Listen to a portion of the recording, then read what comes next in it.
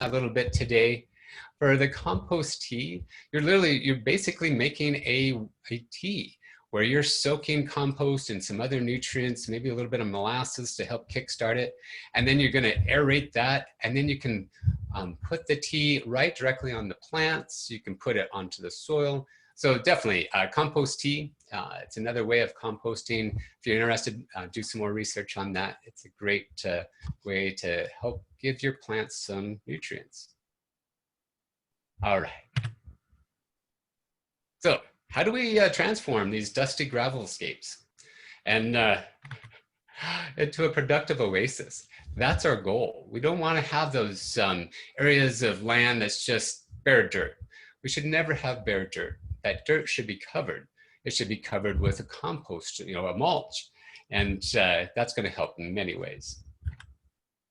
This is typically our starting point, where the water just runs right off of the property out into this driveway, the street, not even used as a resource.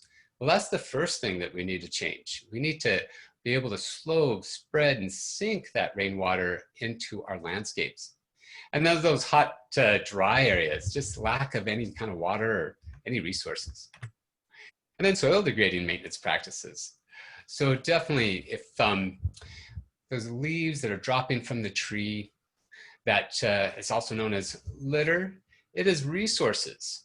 That's a resource that the tree is providing for itself. And if we're able to just leave those leaves be and just create mulch on top of the surface, that's ideal.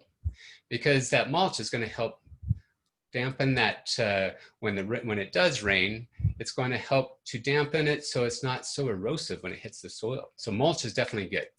And the raking, where, yeah, it could be a little zen moment. I personally like to rake when we're getting stuff spread out for the first time, but we want to really reduce the amount that we're disturbing that soil. And definitely the black plastic, hope nobody's using that anymore. The black plastic is just avoiding any water to be able to percolate down into the soil. And so what happens is it gets a condensate between the soil and the black plastic.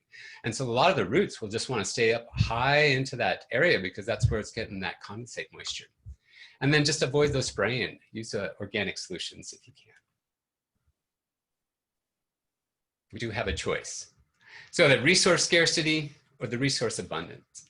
And this is very common. And I see this when just driving through neighborhoods where you'll have one house that is just basically lacking any type of resources. It's just basic gravel, just a big heat sink soaking in that sun all day, and then it's going to release it at night. There's no shade trees, there's no understory, ground covers. Where you have that resource abundance, where you're slow and spread and sink in the rainwater. You got your gray water out there. You have your plants that are starting to uptake the nutrients, and then you got stormwater coming off the street. Think about the resources that you have and how you can turn your landscape into an abundance. So start by creating a list. What resources do you produce to build your own healthy soil?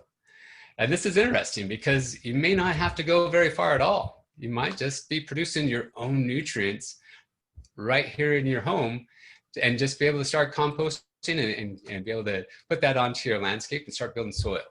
So as we go through the class tonight, I want you to be thinking about the resources that you have and be noting those down. And you should have also got a link to the activity sheet. Okay, so the activity or the worksheet tonight has lots of good information on this.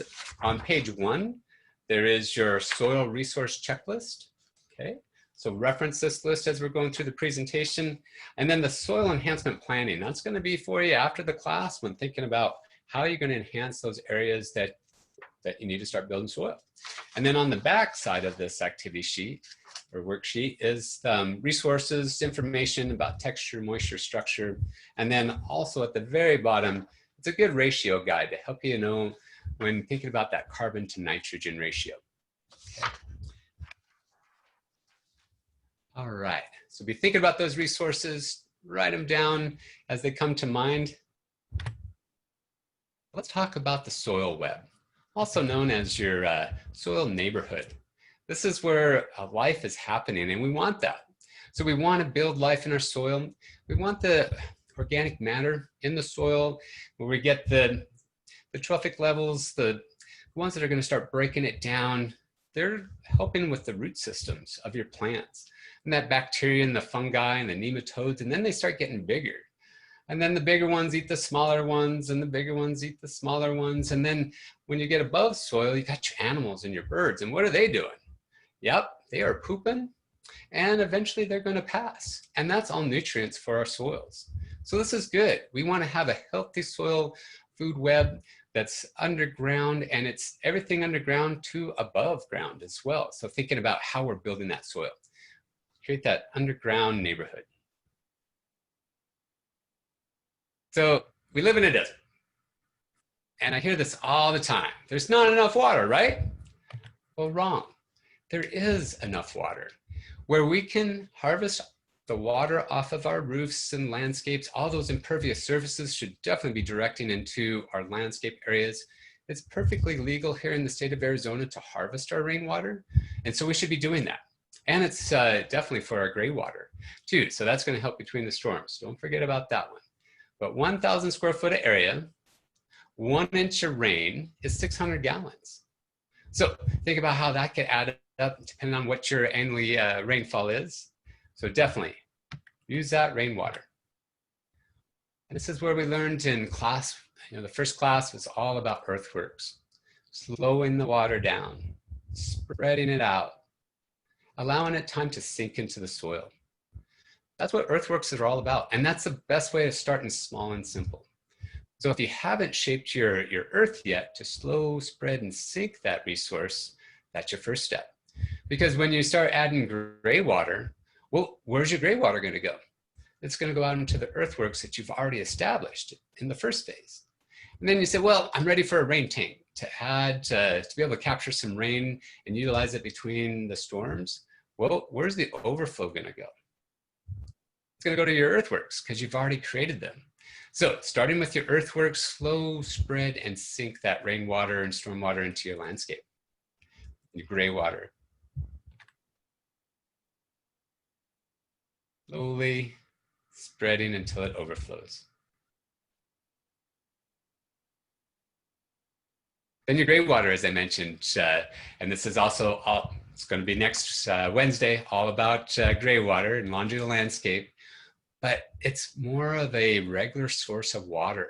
So distribute that gray water in your passive earthworks. It's also good when you have your rainwater and your gray water teamed up in your earthworks, so that way your rainwater helps flush the gray water as well. But gray water, it's the more regular source. And remember, when we add water and organic material, what do we get? It's life. And that's what we're trying to do. We're getting that water into the soil so that way we can get that life happening. Filtration chambers. So definitely a kitchen resource drain, and we'll learn more about this next week. But below ground, infiltration chambers used for subsurface kitchen sink.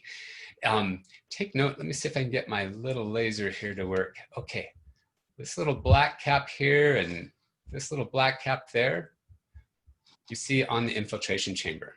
There's 1 and 2. Those black caps, that's your inspection port. So you can look down into your infiltration chamber and see, how's the capacity? Is it starting to build up? Well, one of the main things that is a maintenance for a kitchen resource drain like this is to clean out your worm castings. That's right, your worm castings. So you've created a resource by taking your gray water, utilizing it in the landscape, and harvesting your worm castings. So those inspection ports, you can reach down in there and grab some worm castings. Over time, you may have to go ahead and remove those infiltration chambers and clean out all the different worm castings, or all the worm castings that have built up over time. So a resource creating more resources. I love it. And stormwater. This one just baffles me.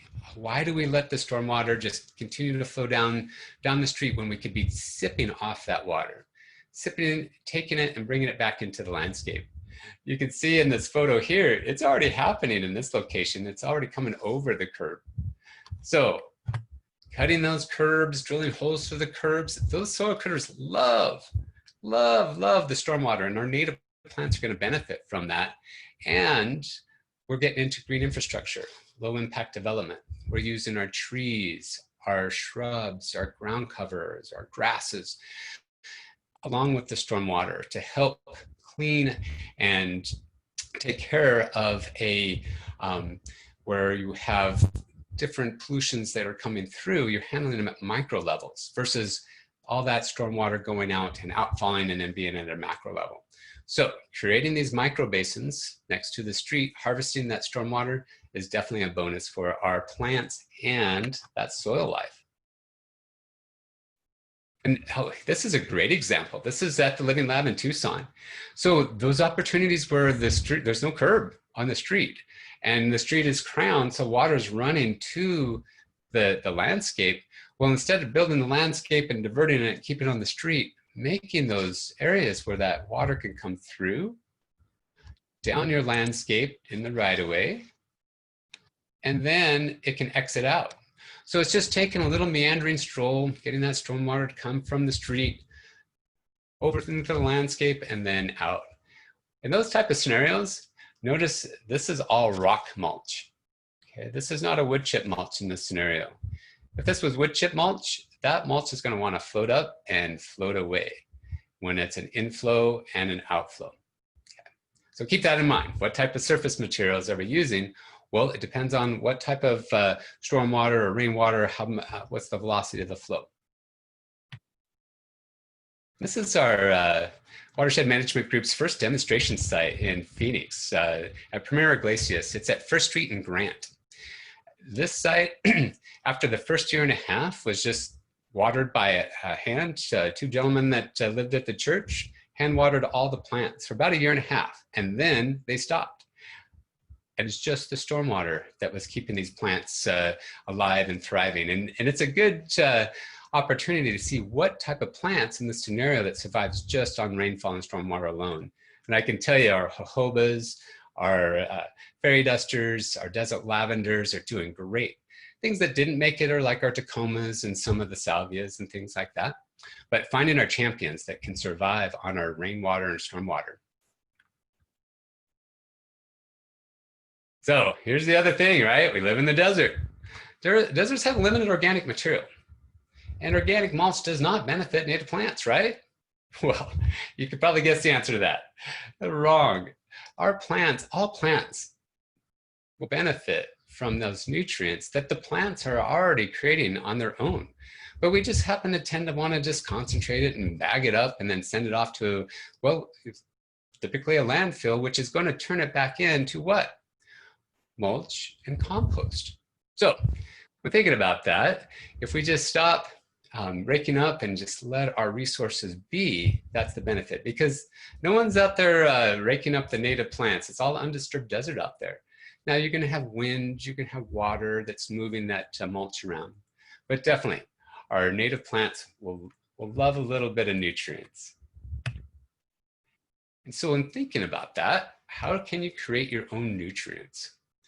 So here is a great example. This was a mulch chip it program down in Tucson, where the neighborhood, they do a neighborhood day, they go in and they trim trees, they collect all that material, and then a company comes in and chips and shreds it down into a fresh wood chip mulch. And then that's stored so the neighborhood can come in and take that wood chip mulch and use it as a top layer. And number 4 there, when you're seeing, that's actually a wood chip mulch that's gone through a composting process. And so that's why it looks a little bit darker in color. But thinking about how you're using your materials, what resources do you have, and where can they be used? And so you might be thinking, wait a minute, that mesquite tree is going to be full of thorns. So when thinking about your mulch, what type of mulch is it? If it's got thorns on it, I wouldn't use it in pathways. In places that I'm in high traffic areas. I would use it in low traffic or no traffic areas, still covering the ground. That perfect mulch scenario is the clean load that has no thorns, so no cacti, and then palms. Not necessarily that palms is not good to compost, it just takes a long time to get those palm fronds to start to break down. So a clean load would basically be no thorns and no palms. But if you get a source and you have an open area and it doesn't matter, then you can just tell them, bring what you have from an arborist. There's apps now that you can find that you can basically order up your mulch and have it delivered when a load is ready. But a fresh wood chip mulch is going to be a really good resource for using on top as a top mulch layer. Because those fresh tree trimmings, well, one is it's going to help with promoting that fungi. So thinking about what plants like. And for me, the easiest way to remember it is when a tree, a plant that's woody, fibrous, the mulch that it prefers is the same mulch that it creates. A woody, fibrous type of material. But then get into, well, I should step back here one moment. So I want to say the fungi. The fungi is really good for that woody, fibrous material. Fungi is going to break that down. It's going to work it the best. But we don't take and we don't integrate that fresh wood chip into the topsoil. We let the soil life work on that top mulch, and they'll bring and they'll eat and they'll munch on it and bring it back down into the soil. So that's good. So fungi is going to help break it down on the top, and then the soil life is going to start bringing and help breaking those nutrients and start bringing it into the soil. So never take a fresh wood chip mulch and incorporate that, integrate it into the soil. Mulch on top with fresh wood chips. Don't integrate it into the soil. Let the soil life do that for you. Now, when we're talking vegetables, so vegetables, the type of mulch that they like is what attracts bacteria. More of a soft tissue type plant. And so there again, when thinking about vegetables, those annual type of plants, when you mulch, it's best to mulch with the same type of material. So that's where you'll see straw. A wheat straw is used very commonly in our vegetable gardens, or just your vegetable, when they start to, well, here's an example. We grow Bisbee black-eyed peas in the summertime. It's a great summer cover crop. They'll grow, gosh, they love to trellis. If there's no trellis, they'll just start covering the ground. And you can eat the beans as, well, peas, the pea pods. You can eat them green as a green bean, or you can let them dry and then you eat them as a dried pea. But those are great for nitrogen fixing, so good for cover crops also. But when that plant is expired, or when you get ready to take it out, it makes great mulch because you could cut it down and you have all the, basically the branching part of the plant, but all the leaves. Now you take that vegetable mulch and you let it dry while you're working your other grounds, and then you put it on top. Or you could even put it on top as green just to cover it and let it dry in place. So using vegetable mulch, depending on if you have an active bed or if it's a fallow bed, depending on how you use it, but it's going to attract bacteria to help break that down. And that's what our vegetable plants like, is more of that bacteria. So woody substance, woody trees, wood chip mulch is great to mulch with that, but then for your vegetables, think of more of a type of plant that you're going to mulch with that's going to be similar to what you're growing. And let those little shredders do the work. So mulch, as I mentioned, mulch goes on top. And that's a good point to make at this time is mulch. What is mulch? Well, mulch is a layer that you're adding as a top surface material. So I can mulch with lots of things. I can mulch with fresh wood chips. I can mulch with a nice compost. I could mulch with shredded paper. I could mulch with basically any material that's that top surface. We could call it a mulch, like a rock mulch. It's a layer of rock that you're adding. It's that top surface. Now compost, as I mentioned, you could use compost as a mulch, but compost you can amend into the soil. Okay, so when we get into more of that compost, we'll talk more. But think of mulch. Mulch is always the top layer, and it's an action. You're mulching with the mulch. All right. So food scraps and smaller plant trimmings. This is stuff that we're producing in our house every day. We're producing a resource. And as the stats say, about 1.35 pounds of organic waste per day, which is over 500 pounds every year that we're creating. Now, if we can take that resource and turn it into a compost material that we can help our plants be happier, well, that sounds like a good solution to me, because now we're taking a waste stream and we're creating a resource by making compost. And I love this one. This is the backyard compost pile integrated into a chicken coop. This is Kat Lowe and Lisa's, the founders of Watershed Management Group.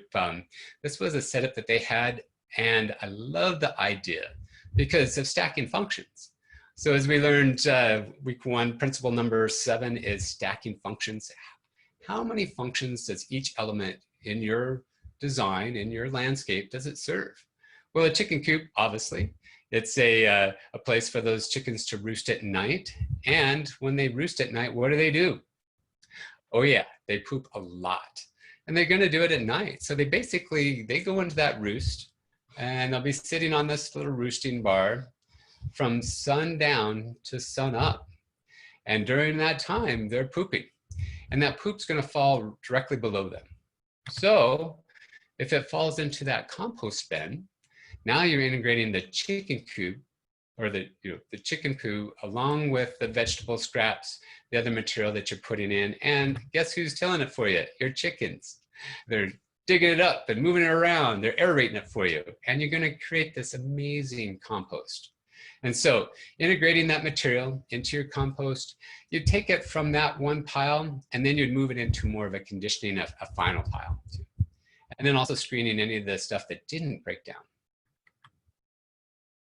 And that's what we're trying to do. We're trying to create healthy plants, healthy food for us to enjoy, healthy native plants that we can eat from as well, or our wildlife habitat. And so by creating these sources, using our resources to help nourish them. So let's talk about manure a little bit.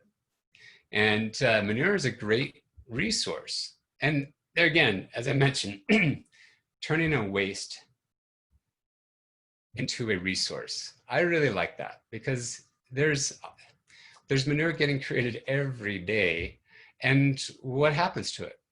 So a lot of it's going to get bagged up and commercially made into bagged manure, compost, things like that. But what do we have at home? Do we already have our own earthworm castings? Did we already start our own earthworm composting bin? Do we have a resource drain that we can harvest from? Do we already have our farm animals? Are you on a lot that has horses, cows, goats? And I've been thinking about that just real quick too, and talking about the manure. So a cow has multiple stomachs. And so when they process and they're eating, let's just say they're eating Bermuda grass, and they process that through their 4 stomachs, their seed that comes out shouldn't be a viable seed. Now a horse only has 1 stomach.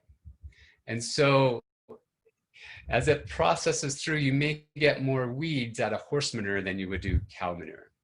Now, I honestly, for me, this is my personal opinion, any manure resource that horse, cow, goat, or pig is a good resource to have. And as far as, it's good, well, what are they eating? What were they grazing on and so forth? But if you have resources for those, for example, when thinking about cow manure, so I was told once by Gabriel Howarth with Seeds of Change that cows like to eat leafy greens, right? They're out there, they're grazing, they like the greens, and their manure, he said, I'm thinking about it, like what they eat is also what it helps, the nutrients in the cow manure is really good for the leaf part of our plants. And he said goats, right? What do goats eat? Goats eat a lot of the stalks. They're eating, shrubs, and they're eating and pulling that down. Well, he says goat's manure is really good for the stalk of our plants.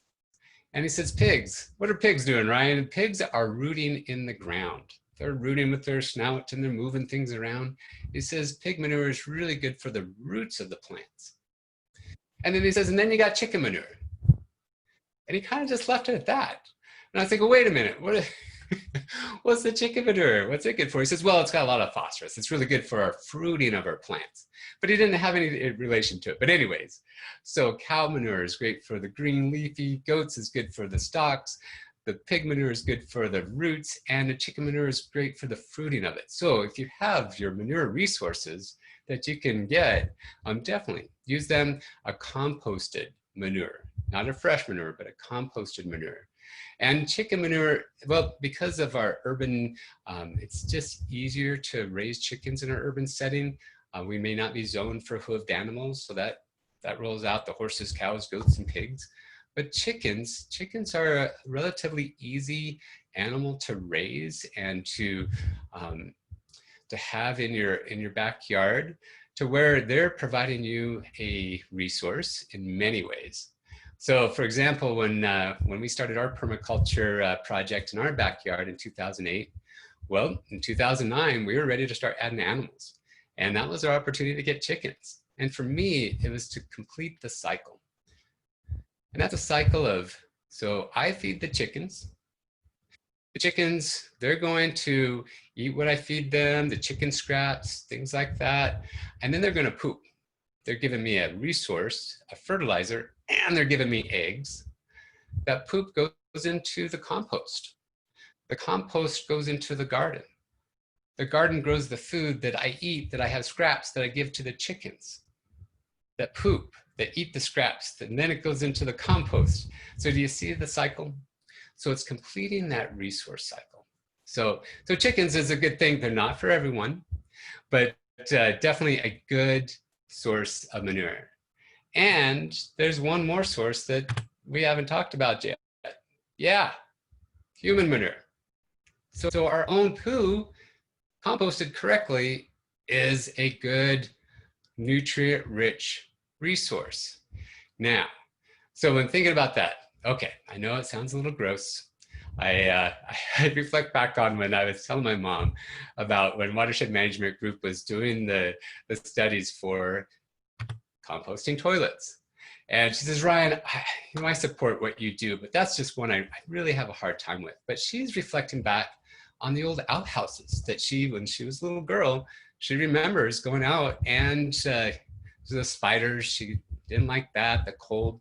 Well, a composting toilet is not an outhouse. So that's the first separation right there. The totally two different systems completely. So a composting toilet involves composting. And Watershed Management Group put out Poo to Peaches. I love this book. This is a children's book. And then you flip it over and it's for adults. So it's breaking it down and composting our poo in a way that we can nourish our peaches. But composting our own poo is just as simple as composting any other type of material. It requires the same things. It requires greens, browns, air, and water. And we have to aerate it. And this little thing right here, let me see if I can, I'm gonna pause I'm gonna try stopping the share screen for a moment.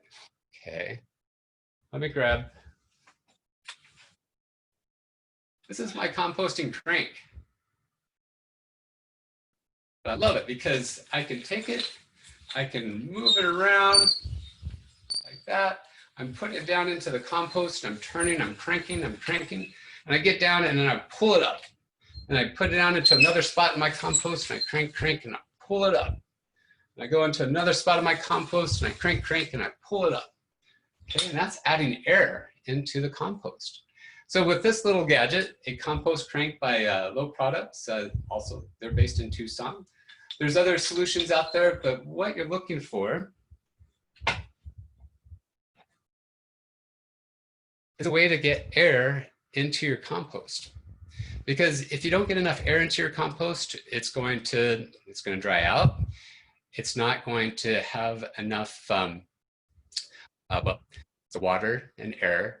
If you don't get enough air in your compost, what it might happen is it might start to stink to where you have too much water.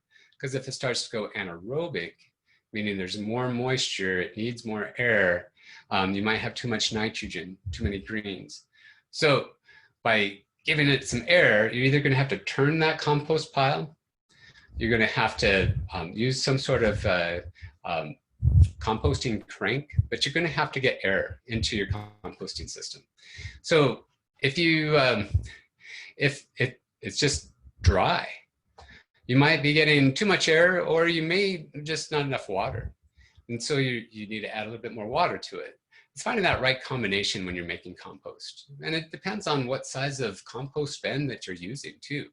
And so, for example, when you're using your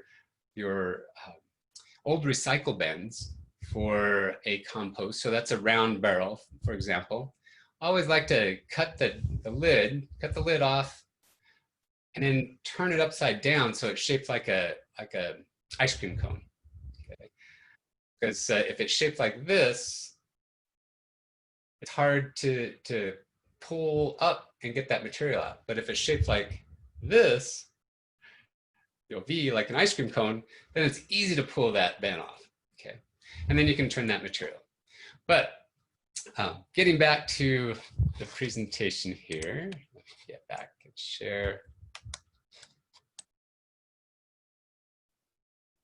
So as I was saying, just with composting our own human manure, you're gonna have to add air, you're gonna have to add some water, and you're gonna have to aerate it, okay?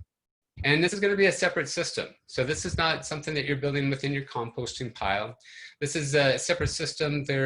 Well, go onto Watershed Management Group's website. There's a whole section on as far as composting toilets and how to build them. And so within the funding that Watershed Management Group to do with the study, it was also to create designs for building your own composting toilet in place.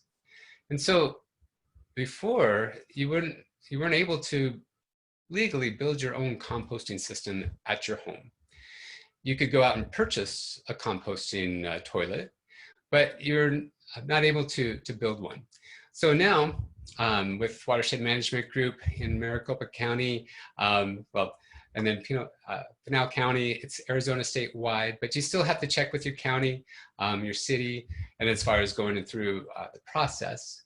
But all the information is on Watershed Management Group's website that will help you through that. But a simple barrel system is one way of creating your own compost. But think of it as another resource. Okay, and also thinking of that too, when thinking of resources, notice on the back of this activity sheet, when we get down into our carbon nitrogen ratios.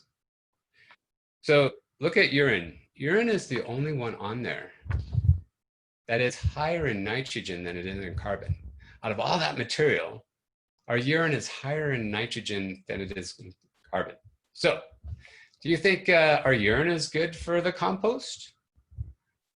Absolutely, the urine is good for compost. It's high in nitrogen, so adding that. If you're going to add it into an area that's, a non-food producing garden, just like with our composted human manure, if you use that on our ornamental areas and not our edible areas. Same with urine. If you are going to use urine on your, directly onto ornamentals, you would want to dilute it because it is so high in nitrogen. So you dilute it about 8:1.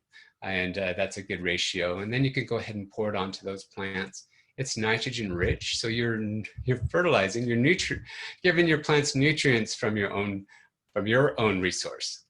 So thinking about what we got lots of resources. We got resources coming into our site. We're personally creating resources, and we can use those within our landscape. And so, as I mentioned too, when thinking about our compost material, what goes on ornamental, what goes on food producing. So a lot of times I get questions about dogs and cat manure. What do we do with that? Ornamental. So you can compost it, use it on ornamentals, just on our veggies, on our food producing part of the gardens.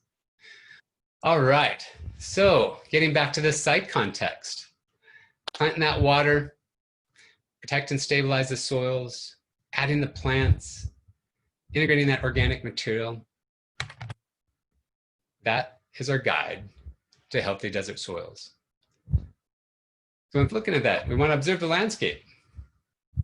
What interactions regarding use and water flow in soil? So this starts off with, if you joined me on week 1, when we talked about earthworks, the first thing that we covered was our principles. And if you remember, the first and last principle are the same. And they're both starts with observation. So of course, that's our first step when the guide for healthy desert soils is to observe. We want to observe our landscape, see how's the water flowing, what's our soil type already. So for example, at the very beginning when I was asking those questions, have you done your soil survey? Well, if you haven't done your soil survey, it's a good opportunity to do that. The soil survey is, well, let me see if I can get that here real quick. I'm going to stop sharing this. And let's see if I can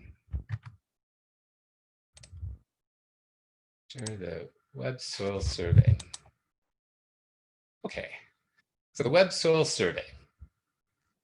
This is at websoilsurvey.sc.egov.usda.gov.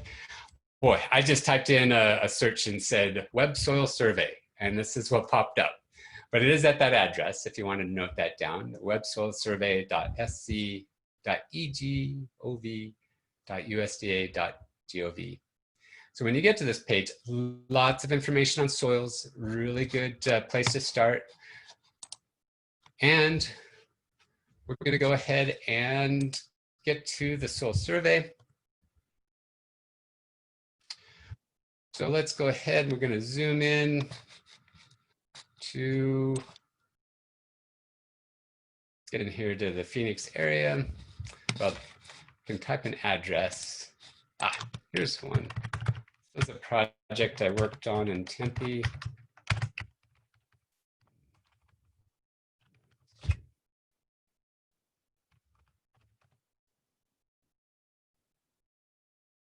Okay, so you type in the address that, your address or the address that you're wanting to get a soil profile, and then you're going to zoom in so you can see what you're looking at. Okay, our project area is right in this little pocket park. So you're going to draw your active area, area of interest. So once you draw your area of interest, now you're going to get lots of information. So I go to the soil map. And the soil map is telling me that we have Avondale clay loam. All right, so what does that mean? So I'm going to click on that. And Avondale clay loam, well, you can see by the elevation. This is where it typically will fall. This is the annual mean of rain, temperature. I love this one, the farmland classification. Prime farmland, if irrigated and either protected from flooding or not frequent flooded during the growing season. So it's even giving you information based on if it's good for farming or not. And then getting down into some more information, here's your typical profile. So that 0 to 13 inches is clay loam. And then we get down to that 13 to 35 inches. Now let's get into more of our loam. And just to clarify, loam is kind of that perfect scenario. It's a good mixture of clay and sand. And then below that, 35 inches, we get to very fine sandy loam.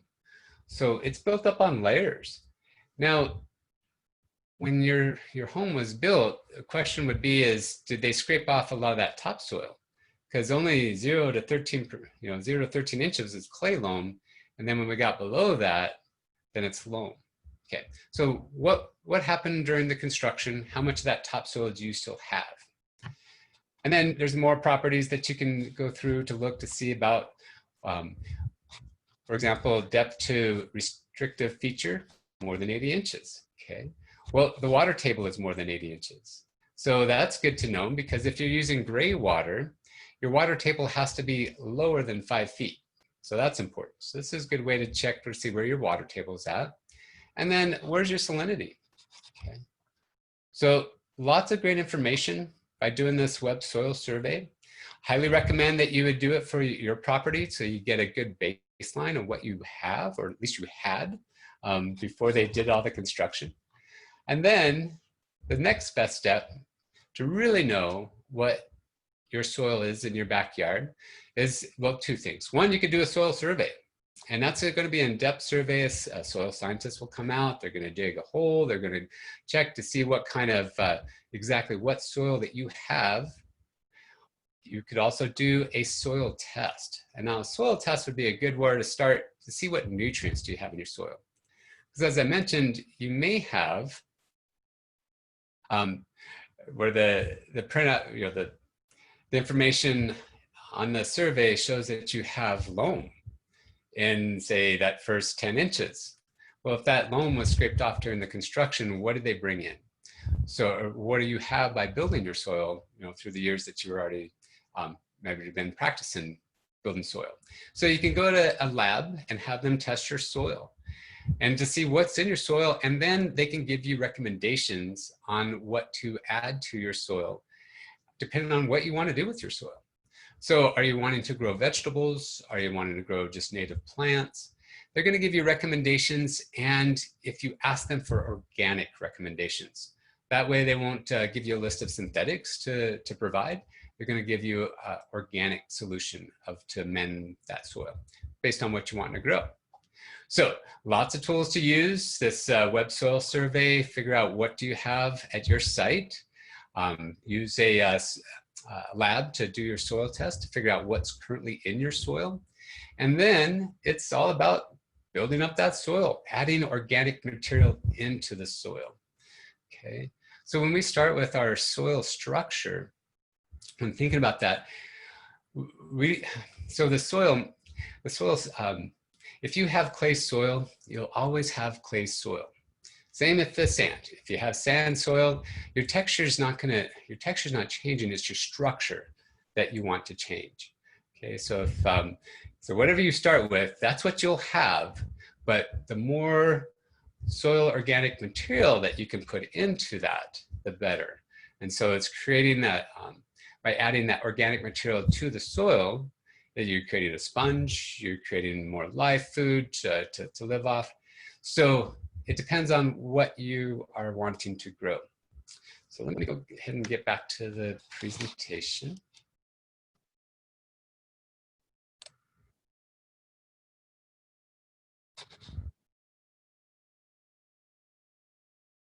All right, because promote infiltration and absorption of water. So, if you have an area and you're wanting to plant a bunch of native plants, but it was a compacted area. Let's say it was a site that's been ran over multiple times. Maybe it was a parking lot at one point. So very compacted. Well, it'd be good to rip. And that would be taking a piece of equipment that's going to rip the soil a good 18 inches, maybe even down to 2 feet or more, to usually about 2.5 feet. And get organic material down into those rip marks. So you're not digging up and you're not tilling 2 feet of soil. You're using a ripper, a digger shank, to rip that soil, and you're putting organic material on top and into that, basically the dig that it makes. Then you get organic material into that.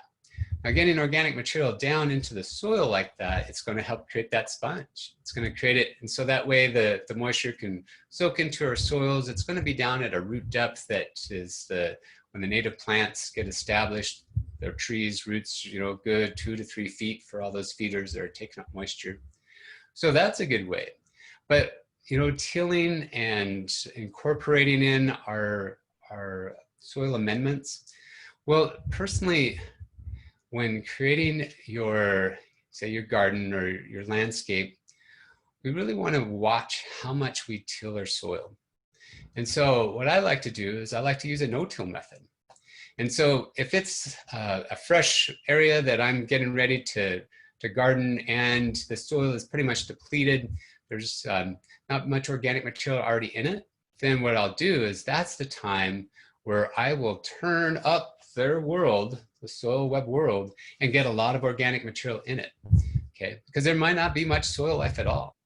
And so if that's the case, then that's a good time to get some good compost into the ground if it's going to be like for a vegetable garden. If it's for a native desert pollinator garden, I wouldn't worry about amending the soil like that. I would put the mulch on top, okay? So point being there is that what am I going to do with the land? Am I planting a high, a plant that's a higher water user that wants more nutrients? Then I need more nutrients in the soil for it. I need to make the soil happier for that plant. Same with water. When we water, we're not watering the plant, we're watering the soil. So the more that the soil holds that water and be able to release it to the plants when they need it, that's important. So going back to that, if I'm planting just native plants, I typically will not amend the soil. I'll just bring back the native soil, but what I'll do is I will loosen up. So when I'm planting, I'd like to plant at least 2 to 3, maybe even 5 times wider than the root ball. So I'm getting and I'm digging and I'm loosening up that soil and decompacting it. So that way the water can start infiltrate and absorb. And then I put mulch on top. Okay. But if it's a garden bed, that's where I'm going to assess the soil, and that's where I till and get that organic material into the soil, and then I stop tilling. What I do is I just add more compost and mulch to the top layer. Every now and then I'll break up the soil. I'm not turning and flipping it over in my vegetable beds. I'm taking my digging fork and I'm rocking that soil a little bit. I'm creating grooves down in about 8 inches. And that's where compost is going to fall into. So I'm not turning that soil web world up and over. I'm just creating little pockets where nutrients can get down into. Okay, so the less that we till, the less that we disturb that soil, that's important, because the more that we till and disturb the soil, then that releases that soil organic material and it creates more carbon dioxide. So we want to reverse that. We don't want to create more carbon dioxide that the plants are taking in. And it's, so I'm thinking about how to use our mulch and our compost. We want to also think about what plants that we're growing. And so integrate that living and dead organic material and build your composting, minimize the soil disturbing maintenance practices. And that gets back into that tilling. Try not to disturb the soil. If you're breaking up that soil, you're breaking up probably some mycelium, so some fungi that's starting to hold and keep all that, the particles together. So that's a really big one. Try not to continue to disturb your soil. Make appropriate use of on-site and local waste streams as soil building resources. I love that one. There are so many resources around us that we can tap into. For example, when I was getting into all this back in 2008, 2009, we got our chickens and we were trying to figure out how are we going to, what kind of bedding do we want to use? And we tried different things and it came down to alfalfa hay. So we feed our chickens alfalfa hay, we put that into the chicken run. They'll eat all the little leaves, but they leave the stems behind. They don't really eat much of the stems. And so when I was raking up the garden and getting raking up the chicken coop and getting all their nitrogen-rich chicken pellets, I was also getting a lot of carbon, a lot of that, the brown in the alfalfa straw. And we just couldn't produce enough nitrogen. Here, it's just my wife and I, and what we have for our nitrogen resource going into the compost, it just wasn't enough. So we didn't have enough green. We had way too much brown. So brown is carbon, green is nitrogen. So I just coincidence and timing. So there was a vacant place just down at the corner from where we live, vacant for years. And then I saw a sign pop up and it said coffee shop. It's perfect. I went in the day after they opened and met the owner and said, hey, I'm your neighbor. I would like to try composting your coffee grounds. I don't know if I'll be able to do that, how busy you're going to be or whatever, but I'll bring in some buckets. And the owner was very happy to meet me, excited about the idea of composting. He says, you know, and actually I'm working with the School of Sustainability with a friend that has a large composting idea going. And he says, you know, let's do this for now, and then I might switch off. Well, it was about 8 years that I composted. It's just up until the pandemic hit, and then I haven't been back yet, but to start getting them, we were picking up five gallon buckets a week. Okay, so five 5-gallon buckets of coffee grounds a week. A bucket of coffee grounds is about 25 pounds each. Now, coffee grounds you typically don't have to compost because you can put it right onto your garden. But at this coffee shop, every pour has a filter. So in that 5-gallon bucket, I got all these filters. So it's also another little carbon. So I thought, well, what am I going to do with this? I'm going to pour it onto my compost bin and I'm going to compost it. Well, that's when I realized that the nitrogen in coffee grounds, so even though coffee grounds are brown, it's a nitrogen, it was the solution to all the alfalfa straw that I was getting in my compost. So the nitrogen in the coffee was the solution to my over carbon that I was having in my compost. So now it's perfect. I use the coffee grounds into the compost to help with the chicken straw, the straw that we get from the chicken run. And there's places where I'll apply that as a mulch as well onto the garden, into a summer fallow area. But the rest of the coffee grounds that I just don't have enough, you know, to build too much compost, I put it directly on the pathway. So I use the coffee grounds. So if you can imagine, in our community garden area, we have a 4-foot wide garden bed. They're 15-foot long, and then there's 2-foot pathways in between them. And they're all in the ground garden beds, they're not raised. And so we have wood chip mulch on site as a resource to use at our community garden. But what I do is I put the coffee grounds on the pathway first. So I'll empty a bucket, I'll put that down on the pathway, and then I put a thin layer of wood chip mulch over the coffee grounds. So I use wood chip mulch on my pathways in our garden, and I use vegetable mulch on the vegetable beds in our garden. And what happens is the coffee grounds, as the base layer to those wood chips, you got the carbon in the wood chips, the nitrogen in the coffee grounds. It slowly breaks down the carbon on the wood chips, and it leaches that nutrients of the nitrogen into the sides of the garden beds. So the funny thing is, the best place to pull carrots is right on the edge of those garden beds. So it's funny how beneficial edges. But anyways, think about the resources that you have that you can tap in. That's considered a waste. Tap into that waste, turn it into a resource, and utilize it. And then just continue to promote soil building processes.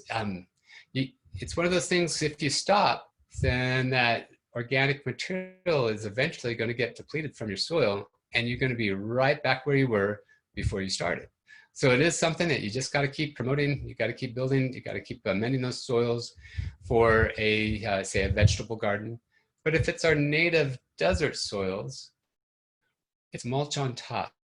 We're not doing that intensive mulching, intensive composting in the soil like we would do for a vegetable garden. So that I just want to make really clear, where when I'm talking about all this soil amendments, that's only for those higher water use, food producing type of plants. And then our native plants, I let them be in our native soil. So it's important to add that mulch layer on top, because we don't want any bare soil underneath our native plants either. We want to let their leaves drop, let them be if we can, add a mulch layer. A couple other reasons why we want to add that mulch layer is that it's going to help with when it rains, for example, the leaves of the tree is going to help diffuse the water droplets, but it's the mulch. When it hits that mulch, it's going to diffuse it so it doesn't erode away the soil. So in a perfect scenario too, you would have your base soil layer, you'd have a compost, and then you would put a mulch on top of that. And when thinking about, well, I want to plant, say, wildflower seeds. and I got a bare soil and I want to plant wildflower seeds, and I put fresh wood chip mulch on top. Well, your wildflower seeds may not come up, or you might not have a very successful rate, because fresher wood chip mulch is more of a weed suppressant. So if you don't want weeds to grow, having more of that carbon into your mulch, the nitrogen, that thin layer that it's going to the soil, so it is going to deplete a little bit of that nitrogen where it touched the soil, and that's where it's less desirable for those weeds to start growing. Now, if you want to get your wildflower seeds to grow, use more of a composted mulch, and then that will have it'll be less intense, more nutrients for them. All right. So, have you been building that list when we started? I said keep adding to your list. How many did you get? Did you run out of room? Are you only struggling with a few? Well, here are the ones that we've talked about. The rainwater, slow spread and sink that in your landscape. You got your gray water. We should be utilizing those resources. Laundry machine is typically the easiest resource to get out to the landscape. And remember, next week's all about gray water. And if you can tune in on Tuesday night, you can learn how to install them, all here through Watershed Management Group. Tree trimmings. So tree trimmings, if you can't get the arborist to trim your trees and drop that mulch right there for you, think about just ordering them up through Chip Drop or calling up an arborist, but be prepared for a full truckload of tree trimmings. So, and what does that mean? So just to pause on that for a minute. So trucks could be maybe up to 20 yards. So that could fill a driveway at say 12 foot wide by about 10 to 15 foot long and about 4 foot tall. So that's a lot of wood chip mulch. So be sure that you can use it, or if your neighbors, could be a little community days, have them come out, wheelbarrow what they want, help spread yours as well, and make a day of it. But definitely those tree trimmings, they're producing them every day. But keep in mind, you never want to till fresh tree trimmings. You never want to amend your soil with fresh tree trimmings. When you amend your soil, it needs to be a composted material. Okay. So food scraps. Food scraps are great. They're definitely through a composting process. There's, you can do some composting in the ground, and but don't forget, water is important. And so basically composting directly into the ground where you have a garden area that you want to create. So say next year, this is where I want to garden. Then you'd just go out and you'd dig a hole, you put your food scraps in that hole and you'd bury it up. Well, then you just water, you sit and you wait. So that is one option. It's one I tried a while ago. It wasn't as impressive as I thought it was going to be, but all the material was depleted when it was gone. But I ended up, I just brought in more compost and got that bed going before we started planting our vegetables in it. Chicken manure, human manure if it's appropriate, earthworm manure, definitely earthworms. If you're in an apartment, you don't have a large area or an area where you can put a bin for worms or bin for big composting material. Worms could be a small bin, something that you might just be able to put underneath your sink. Anyway, earthworms could be a good solution for you to start composting. And then our own urine. So be thinking about all those different resources that you have and how you can start building that fertility in your soil. And get creative. Get creative. And so there might be things on this list that I haven't even thought of yet that you're already using at home. So, all right. So the instructions for your project review, this is that sheet of paper. I want you to, this is your homework. Go through that list. Think about your areas in your landscape on what are you wanting to do with that area? And then what is it going to need to build up your soil for what you want to do with that area? And then write those best practices on your sheet. And that's going to help build up your whole plan. All right. So, whew, lots of information. Any questions, Charlie? Did any questions come through? Yeah, thanks Ryan for presenting. So we had a few questions. Someone asked for a two-person household that produces 1,000 pounds of waste. What does that translate into a final compost product, since much of your household scraps are filled with water? A two-person household, 1,000 pounds of waste. Boy, that's a good question. I don't have the math number to that. I'd be wondering what type of waste, how are you composting it? What's it going to break down into? But I don't have the mathematical answer for you. Got it. And then someone said, wood chips seem to be problematic. They consume nitrogen and are a potential for bad bugs. Do you have any comments on that? I do, because I use fresh wood chips a lot. I use them for at home for our pathways. Wood chip mulch. So the thing with wood chip mulch is you are correct with the person answering the question. It's higher in carbon. So it's going to take nitrogen away from the soil. When it's wood chip mulch on top, it's going to start depleting the nitrogen from the bottom layer. And so that's why it works good for as a weed suppression, because it is depleting that. So it depends on what are you mulching and what are you mulching for. If it's if you're wanting weed suppressions, then a fresh wood chip mulch is a good solution. As far as the bugs go, the big one that always comes up is termites. So if we bring in wood chip mulch, we're going to get termites. That's not necessarily true either. The termites that are in the ground, the termites, what they're looking for is the right moisture content. And that moisture content is how they survive, and that's how they travel. And so for the termites to get to your house, they need basically the right freeway, the right roadway to get to your house. And if there's a moisture content and a cover layer that they like, that's going to basically give them a direct route to your house. So what they recommend, and this is for all your mulches, is that you don't mulch 18 inches from the foundation of your house.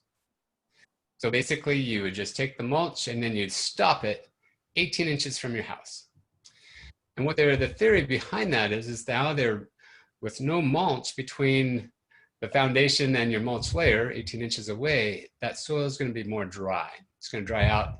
You're now eliminating the freeway from the moisture that the termites are liking and to the house. Okay.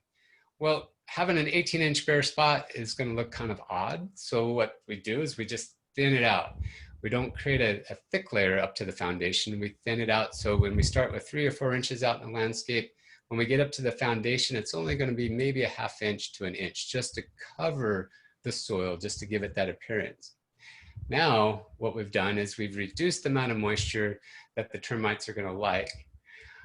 When they were doing the studies, they found the one that held the moisture the best was your pea gravel. So the message that I took from that one was definitely don't mulch with pea gravel around the house. And if I do, I'm only going to use a very thin layer, 18 inches out. So as far as wood chip mulch, what it brings in, just thinking about how you're using it, where you're using it, and it's definitely something that I would never amend the soil with. I never would till it into the soil. Great. Another comment about wood chips. Someone made a comment, shouldn't be concerned about the type of tree chipping you get since it could be from multiple trees. Could you comment a little bit about multiple trees and maybe the wood chips that they produce and what they might bring to your landscape, your yard? Definitely. So if I'm there again, if I'm using wood chip mulch as pathways, which is typically what I'm doing, and because I'm using compost as a layer mulch within all my other planting areas. But as far as pathways go, or areas where I'm not walking, but I do need weed suppression, okay? So for that, if it's an area I'm not walking in, I don't mind if it has thorns because I'm not walking in it and it's gonna break down. If it's in a pathway, then I don't want trees that have big thorns on them. Okay, so no thorns, that kind of a clean load. Here again, where eucalyptus. is eucalyptus okay to use? Well, if I'm using it as a weed suppression for pathway, absolutely, it's great to use. I wouldn't put it on like a garden bed. I wouldn't put it on a bed that I'm trying to grow plants on, like just fresh plants right out of the ground that have just been planted. I wouldn't try to put down seeds and then put on a layer of wood chip mulch because of what it's doing to the soil as it starts to break down. Okay, because it's just too much carbon to want to grow things in. So as far as what to look for me personally, I am not shy of using a eucalyptus mulch or mulch that has thorns on it, as long as it's going in the right location. So depends on where you're putting that mulch. Great. And if anyone has any questions, we do have the chat feature. You'll see that icon somewhere on your screen. There's a little chat bubble, and you can pose the question to everyone, or you could pose it to me, WMG staff, privately. Another question that came up: I use Chipper Shred, Queen's Anne Wreath, and Bird of Paradise. The ending product seems like useful mulch, but too coarse for compost. I'm spreading it over a bare area, hoping that it will help the soil. Will this work? Yeah, well, so that's two materials where, it's a perennial, it's fibrous material. When it breaks down, neither one of them have thorns to them. So it sounds like a good material to me. It depends on what you're also, what are you going to mulch with it? You could still compost with it. So if you were wanting to compost, just keep in mind when it breaks down, you're using it as a carbon. So you got to put together your carbon and nitrogen ratios. So depending on when you mentioned that you're not able to compost with it, maybe just smaller amounts, but you definitely can mulch with it. Great. And then one question came up about gray water. Does the city consider if you use gray water, or do they simply look at the total water used? Not sure if that's referring to. Does the city look at the gray water or the total water used? Maybe I'm trying to think, does the city know how much gray water you are using? Maybe that's a better way to put it. So if I'm understanding the question correctly, the cities, they don't know how much water is going out through the sewer because there's no meter on that. So the meter is all just with the water coming in. And so water comes into the house, they're assuming water is going out of the house. And that's why when cities, when thinking about their rates, and when they look at the year, they say between, I think it's October to February, don't quote me on those months, but basically those winter months, that's when they look at your water usage for your sewer. Because they expect that's when the most of your sewer water is occurring, and they can get a better idea on that number, because in the summertime we're using our water for our landscapes is what they're assuming. So that extra water isn't as much during the winter time. So with that being said, they don't know how much gray water you're using. So the water coming in, they know, but they don't know how much gray water that you're sending out to the landscape. Great. Those are all the questions we have from the chat. Okay. Anything else you want to add, Ryan? Gosh, great questions. I have put together a few more questions for you all to see if you're paying attention or not, or just maybe just a refresher here. Why don't you go ahead and pop those up, Charlie? Yeah. All right, so question number 1. And so go ahead and enter in your answer into the poll. Yeah, is stormwater a good resource for building healthy soils? Thinking about that stormwater, it's a great resource. Is it good? It's got some pollution in it, right? Because of the brake dust, the dog poop that's coming through the gutter of the stormwater drain. But yes, it is good. It's a great way to get water into our soils, which is what we need. Ryan, I have a question related to that. Someone made the comment that since the oils that are coming on, that are running off the road, that are picked up with stormwater, since that's a carbon-based, material, that it's a good material to bring into your yard. And I wasn't sure how to interpret that. Oils are carbon-based, so it's not so bad. So, well, so as far as the material that's coming off the street, and when it gets into basically our bioretention basins, because they're providing us a service, it's your the mulch that you're using, especially if you can use a wood chip mulch, it's the plants that you're using as well that will help either sequester the type of pollutants or uptake those. As far as the oil being a carbon resource, if I understood that correctly, I can't speak to that as far as, but and maybe I didn't quite understand the question as far as oil being carbon and good for the landscape. I think you answered it. Okay. I'm going to relaunch the polling. Here we go. Right. There we go. Ah, here we go. Should fresh tree trimmings be tilled into the soil? All right. Yeah, I think we covered this one pretty well as far as making a point out of where and how to use our fresh wood chips. And that's correct. It's we don't want to till them into the soil.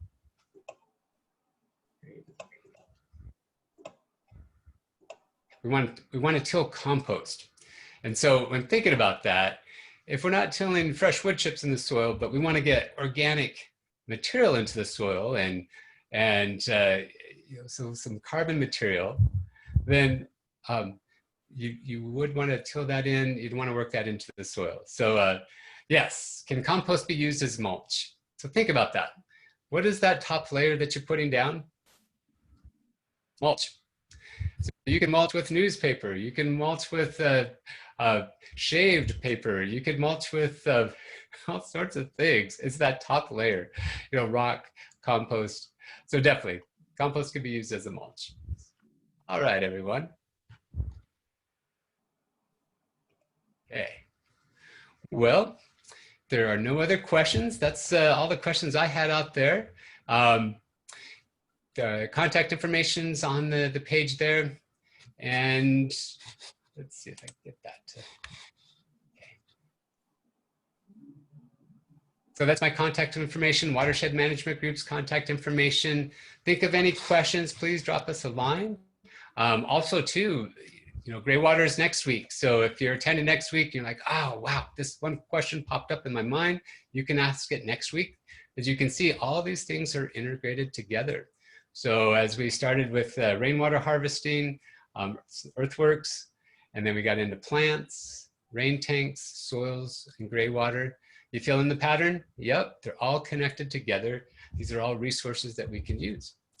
So, all right, thank you everyone for your time and hope to see you next week. I'll jump in and wrap up. Thanks, Ryan, again for the presentation. And also thanks to the sponsors for the Hydrate series. That's Phoenix Smart Water, Epicor, Salt River Project, and the Central Arizona Project. As Ryan mentioned, we have the Hydrate your gray water. That is next Wednesday at 5:30. So hope you join us. And we have an exciting gray water week next week with the field studies class on Tuesday and the Hydrate class for gray water on Wednesday. So hope everyone has a great night and thanks for joining us. Thank you.